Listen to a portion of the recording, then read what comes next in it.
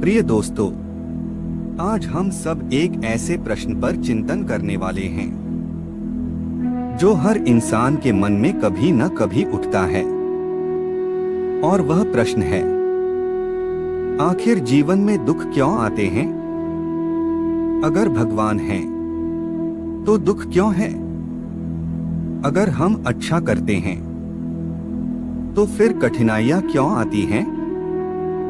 और यदि दुख आता भी है, तो उसका समाधान क्या है?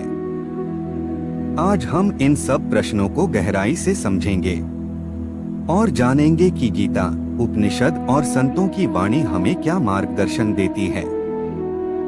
दुख का स्वभाव। जब हम इस जीवन को देखते हैं, तो हमें साफ दिखाई देता है कि सुख और दुख दोनों साथ साथ चलते हैं। कभी सफलता, कभी असफलता, कभी स्वास्थ्य, कभी बीमारी, कभी साथ, कभी अकेलापन। यह संसार दो ध्रुवों पर चलता है। जैसे दिन है तो रात भी है, जन्म है तो मृत्यु भी है, उसी प्रकार सुख है तो दुख भी है। भगवद गीता में श्री कृष्ण कहते हैं, मात्रा स्पर्शास्तु कौन्तेय शीतोष्ण सुख दुःखदा। अर्थात इंद्रियों के विषयों से संपर्क होने पर ही सुख दुख का अनुभव होता है। यानी सुख दुख वस्तुतः बाहर से नहीं आते, बल्कि हमारी इंद्रियों और मन की प्रतिक्रिया से उत्पन्न होते हैं। दुख क्यों आता है? अब प्रश्न यह है कि दुख क्यों आता है। इसके कई कारण हैं। पहला कारण है कर्म का सिद्धांत। हम जो भी करते हैं, उसका फल हमें भोगना पड़ता है। आज के दुख कल के कर्मों का परिणाम हो सकते हैं। दूसरा कारण है आसक्ति। जब हम किसी वस्तु, व्यक्ति या परिस्थिति से बहुत अधिक जुड़ जाते हैं, तो उसके खो जाने पर पीड़ा होती है। अगर आसक्ति न हो, तो दुख भी न हो। तीसरा कारण है अज्ञान। जब हमें जीवन का असली उद्देश्य नहीं पता, जब हम शरीर को ही सब कुछ मान लेते हैं, तब छोटी सी हानि भी हमें असहनीय लगती है। और चौथा कारण है संसार का स्वभाव। यहाँ सब कुछ परिवर्तनशील है। कोई रिश्ता, कोई संपत्ति, कोई अवस्था स्थायी नहीं है। जब हम अस्थायी चीजों को स्थायी समझ लेते हैं, तो दुख होना स्वाभाविक है। दुख का उद्देश्य क्या? दुख केवल हमें सताने के लिए आता है? नहीं, दुख का भी एक उद्देश्य होता है। दुख हमें चेताता है। यह हमें याद दिलाता है कि यह संसार नश्वर है।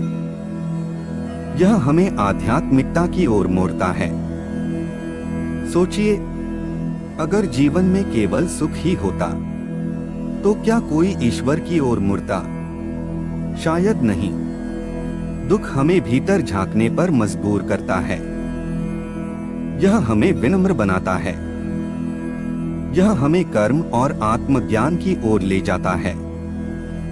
संत तुलसीदास जी कहते हैं, सुख समय दुखी सभी करी, कर ही सोच अधिकाई। सुखु न जाहि समाना, दुखु समाना न जाई। यानी सुख आने पर इंसान बहक जाता है, दुख आने पर वह सुधरता है।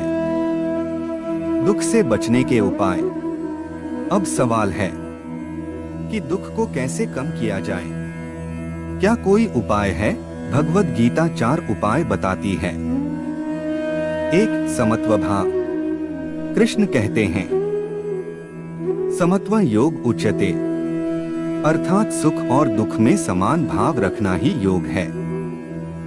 अगर हमें यह समझ आ जाए कि दोनों ही क्षणिक हैं, तो दुख हमें तोड़ेगा नहीं। 2. कर्मयोग। जब हम निस्वार्थ भाव से कर्म करते हैं, फल की चिंता छोड़ देते हैं, तब दुख कम होता है। क्योंकि दुख का बड़ा कारण यही है कि हमें अपेक्षा होती है। अपेक्षा छोड़ दो, दुख भी चला जाएगा। 3. भक्ति। ईश्वर का स्मरण, नाम जप और आत्मसमर्पण, ये सबसे बड़ा उपाय है। जब हम भगवान को अपना मान लेते हैं तो जीवन की हर कठिनाई छोटी लगने लगती है। 4. ज्ञान। जब हमें यह ज्ञान होता है कि आत्मा अविनाशी है, शरीर नश्वर है, तब दुख का असर बहुत हल्का हो जाता है। क्योंकि तब हम समझ जाते हैं कि असली में कभी मरता नहीं, कभी दुखी नहीं होता। व्यावहारिक समाधान। अब हम कुछ व्यावहारिक उपाय देखें जो हर कोई अपने जीवन में अपना सकता है। रोज कुछ समय ध्यान और प्रार्थना में लगाइए। सुबह सूर्योदय के समय गहरी श्वास लेकर मन को शांत कीजिए। जो मिला है उसमें संतोष रखिए। दूसरों से तुलना मत कीजिए। अपनी वाणी और विचारों को सकारात्मक बनाए रखिए। और सबसे बड़ा उपाय, दूसरों की सेवा कीजिए। जब हम दूसरों का दुख बांटते हैं, हमारा दुख अपने आप हल्का हो जाता है। तो मित्रों, जीवन में दुख क्यों आते हैं? क्योंकि यह संसार का स्वभाव है, क्योंकि हमारे कर्म हैं, क्योंकि हमारी आसक्ति है और क्योंकि हमें आत्मज्ञान की तलाश है। लेकिन दुख का समाधान भी है। समत्व भाव, कर्मयोग, भक्ति और ज्ञान। जब इन्हें जीवन में उतार लिया तो दुख दुख न रहकर शिक्षक बन जाता है। याद रखिए, सुख और दुख दोनों ईश्वर की देन हैं। सुख हमें आनंद देता है, दुख हमें अनुभव देता है और दोनों मिलकर हमें पूर्ण बनाते हैं। इसलिए दुख से डरिए मत, उसे समझिए, स्वीकार कीजिए और उसे आत्मोन्नति का साधन बना लीजिए।